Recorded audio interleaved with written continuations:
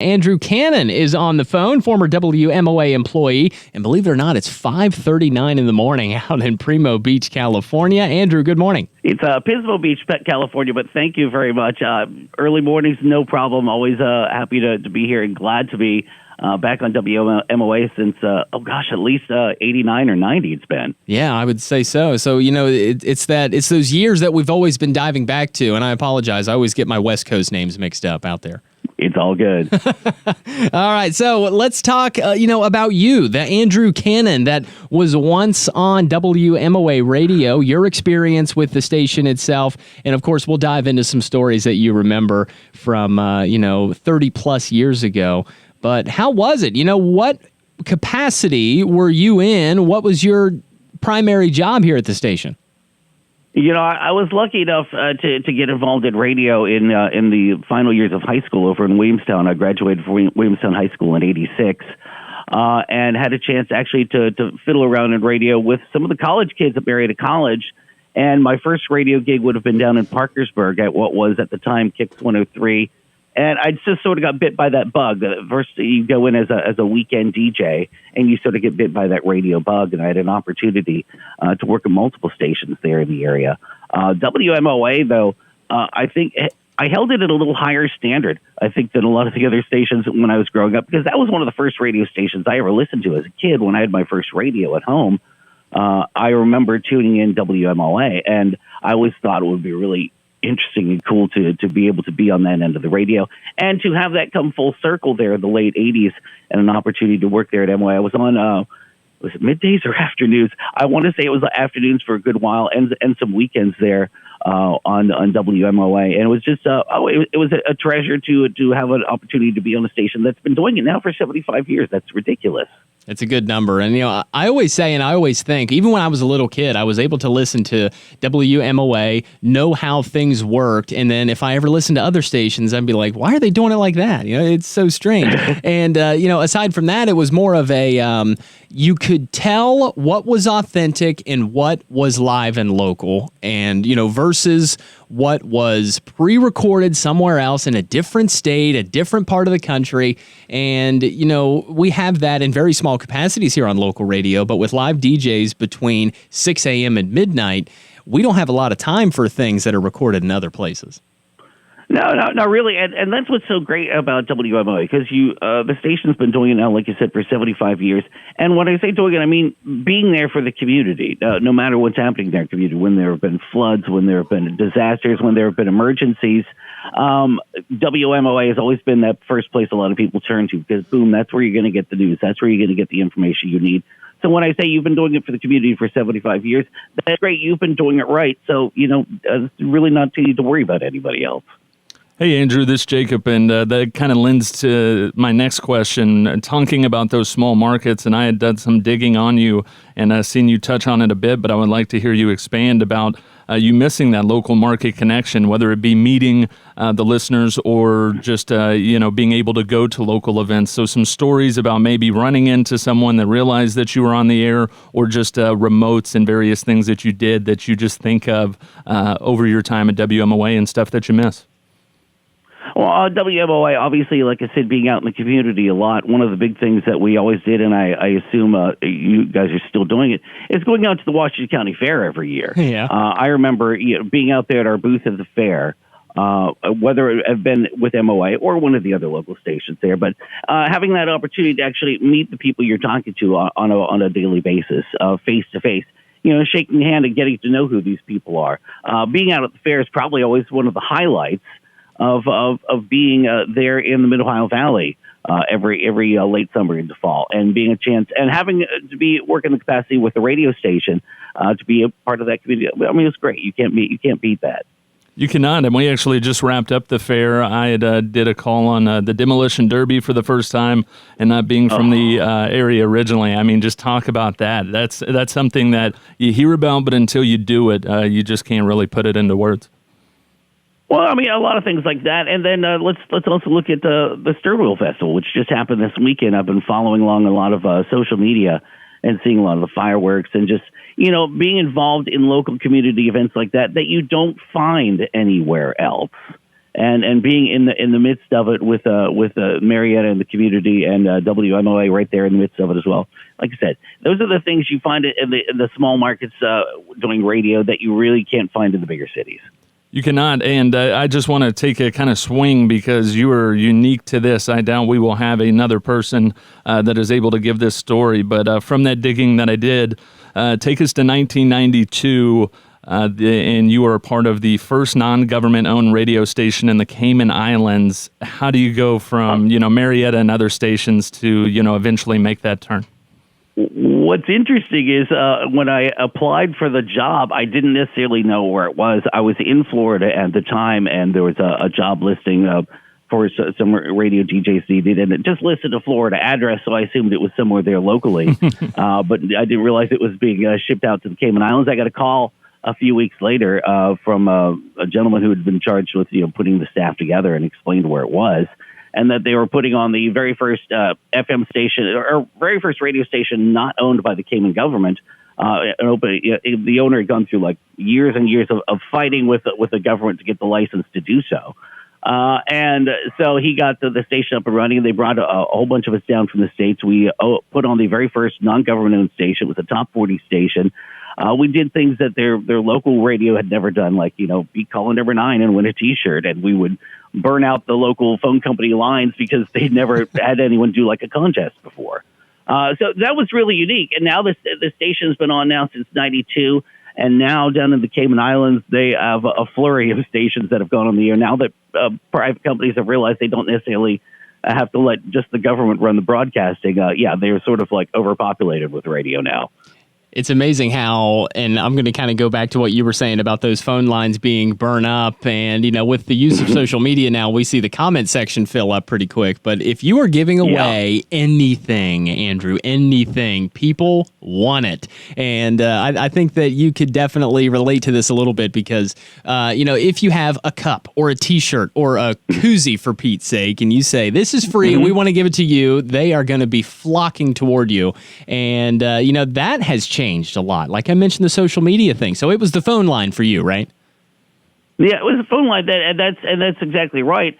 Social media has made that big change, and I think we as broadcasters, over the course of time, we have to learn to adapt to what we have. Because there was a day years ago when we were still playing records in 45s and even tapes and CDs, and you don't see that in studios now. We learn to adapt with what we have, and you learn to come up with your own contesting through social media in the same way you used to do it on the phones, but it's just a different media to do it on now. Absolutely. So, Andrew Cannon on the phone with us, former WMOA employee. We do need to take our first break and thank our sponsors, Morrison Incorporated and Baker Jewelers. We're back in 60 seconds and continuing our 75th celebration here on Local Radio. Back in the studios of Local Radio at 8:48, we have ABC News and Sports coming up at the top of the hour. Andrew Cannon, former WMOA employee, calling us up from Pismo Beach, California, where it's fairly early out there. Has the sun even come up yet, Andrew? Oh, no. We won't see that for at least another hour or so. I got it. Well, throughout the month so far, we've had lots of guests on here who roll through stories about WMOA. And one of the things I love the most was how quickly and how accurately the staff would roll off of their tongue, like who they worked with and the people that they got to spend the most amount of time with here at the radio station. So who do you remember in particular that you used to kind of bump shoulders with here in the halls of WMOA? Well, I've got to start with mentioning the late Ed Erjovic, who did a shift before me there in WMOA back in the day. He passed, sadly, a few years back. He was probably one of my favorite people, along with Dolly Hickox, who you already interviewed earlier this month. Dolly and I hadn't really communicated since we parted ways there in 1990, and thanks to you guys, I was able to connect back with her. And Dolly was the one who brought me on board when a position opened up there, and she was just probably my best friend there while we were doing my time there at WMOA. But definitely, I mean, the memories from WMOA, trying to drive up the hill in the middle of winter. Well, I don't need to tell you how hard that can be. Yeah. See, especially if you're in a car with like no grip on the tires and trying to get up Armour Hill. Oh, no, that ain't gonna happen. Right. No, I know all about that. Being from Tennessee, it makes it rough. But I mean, just with that, with the staff connecting with Dolly, who was a great conversation. Big John's another name that comes up quite too often. So, what was your perspective, or not often enough, rather? I think everyone has a Big John Wharf story, and that's great because the man was a legend and always will be. But I remember when I would come in and do a weekend, there was a weekend shift that I did. And Big John had that big fish tank downstairs at his office. Is that still there? There is one. If it is the exact same one, I'm going to have to check the serial number on it, honestly. But it is still there. That about once a month, I would clean that out. So we'd put a long tape on upstairs and run down in between song sets and basically fight off the big fish. They had to get an Oscar in it. It was a big fish. You had to fight him away to clean off the inside of the tank and then get it refilled. So, cleaning up Big John's fish tank I did quite frequently. So, and I think that's the most radio story ever, especially for the people behind the scenes that know you might have signed up for something, but you're doing something else. What is something from MOA or another station where you said, like, man, what am I doing? This isn't what I signed up for, but it was fun, or it was a little more than you asked for? It was a little more than you asked for, but you know what? You didn't mind because, I'm a big fan of the Wharf family. They've been taking care of WMOA and Marietta for so many years, and it's like family working there. It was when I was there, and I'm sure it still is now to this day. And that's what I've loved about that station up there on the hill is that it's not just a community business; it's part of the community, and it's a great family. Well, I appreciate that very much, and we hope to keep it that way for many, many years to come. Andrew Cannon on the phone with us from California. A little 3-hour time difference there, but, we obviously appreciate you getting up a little bit early. You said that, you work in radio long enough. Morning is really not a big deal, right? I've been doing this. Yeah, I mean, exactly. You especially if you do the morning shift for a while. After a while, your brain just gets used to waking up between 3 and 4 in the morning, alarm or not, and you just look at the clock and you go, "Yep, okay, time to get up and make the donut." Yep, exactly right. See, Jacob, you'll get there one day. Yeah, I'm still getting used to it. Approaching 1 year here on the morning show, full-time work and school is adding up. But not about me, about you, sir. And with that, through the radio business, I believe 38 years is what I saw as the official mark inside of a station. Talk about your transition out of it, doing voice work and having your company. What have you seen evolve? We talked about going with 8 tracks and the various changes over the year. Have you enjoyed the change that you've seen and got to this point? Oh, definitely. I mean, I think that's something I think any radio person needs to learn early on is plan on evolving with it. When I started in radio, we were still playing 45s and albums and tapes. And honestly, even some cassettes. And then we moved to CDs, which I thought was amazing. And then once, everything went digital, I mean, it's been very interesting to follow along. And if you don't pay attention to what's going on, you're going to miss something and you're going to be left behind. So if you're going to stay in the industry, you have to follow along with what's going on, learn the technology, and plan on moving forward with it. Absolutely. I'm trying to think of a recent kind of very local 925 Lancaster disaster that happened. And I think the power went out not too long ago. And our program director, Ben Marshall, had to get a fuse out from underneath of his hood to fire up the generator. Take me back. That sounds about right. Yeah. So take me back. Do you remember any, very in the station kind of situations that you really had to dig to fix? I think there's always been pretty much every radio station I've worked at over the years. There's always been some aspect of something where at last minute a piece of equipment is failing or a cable is failing, and somewhere we've made it work using duct tape and paper clips.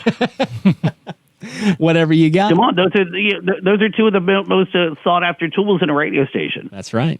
I couldn't agree more. And, with that, just love hearing the stories with the 75 years. You've talked about the local aspect, kind of separating WMOA from the others. But the listener side of things, that connection that you have when you started the radio business in your teen years, kind of getting close to it.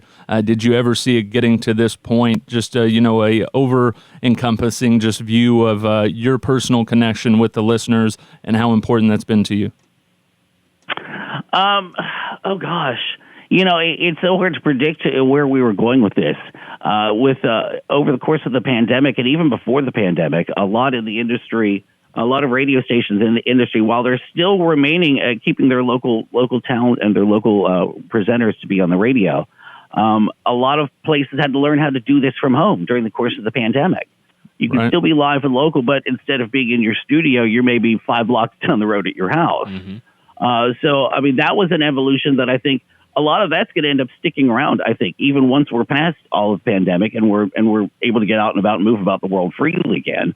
I definitely see that as a part of an evolution in radio where you're still going to have those great local DJs that you listen to in the morning, but instead of you being up there on the hill, you might be doing it, from your kitchen table in your pajamas.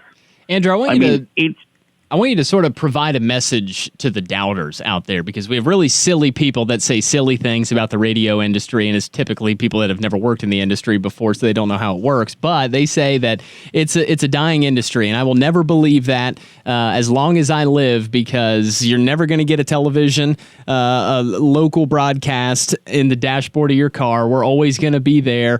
So what is your message to the people out there that think radio is just kind of going by the wayside? I won't agree with that, because I don't think it is. As long as local broadcasters, like I mentioned, continue to evolve, learn how your audience is connecting with you, whether that be on the air, whether that be through a streaming device or podcast that you might present, or social media. I think we have to learn to stick with what we've been doing and putting something out on the air and putting out a good product and putting out the information and the entertainment that people want. But we also have to learn to embrace all these other portions of media that are out there to be relevant, because everybody has a phone in their hand somewhere, or in their pocket, or in their purse. So people are connected there as well. So as long as we continue to do that, radio's not going anywhere. I mean, like you said, you can't get that in the dashboard of your car yet. Give Tesla or somebody time to get the whole autopilot thing down, and then maybe we can have this discussion about whether TV is going to be in the dash. They have to stop crashing and catching on fire first, I think, and then they might be one step at a time. One step at a time. Andrew Cannon on the phone with us. It's been a pleasure with you, with all of our guests that we've had join us here on the anniversary month here in September of 2021. And it all just kind of comes down to those memories and those things that you remember from the station, the changes in technology that we're even noticing, Jacob. And when the 100-year anniversary comes around, maybe we'll be able to tell them. But right now, we're putting a focus on the people that used to work here in this very building, and it's been an absolute pleasure. It has. And Andrew, thank you very much. I just want to jump in real quick to get you to get the final view of it. You haven't been here since 1989. What does it mean to still be thought of in the minds of not only the people that work here, but the listeners, for somebody to call 30 years later, and what Brett alluded to hear your perspective? What does that mean?